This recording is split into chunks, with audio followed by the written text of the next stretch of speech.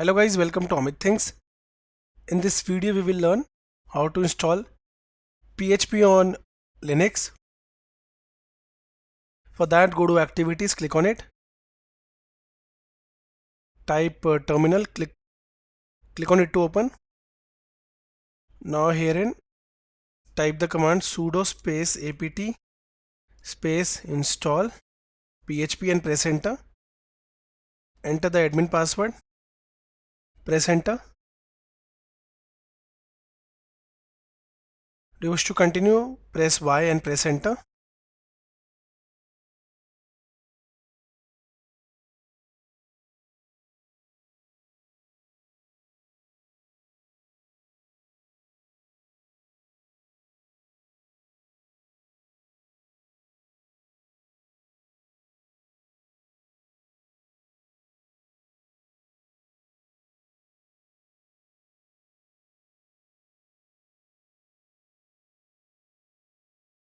So guys, we successfully installed it. Type PHP space -v and press enter to verify.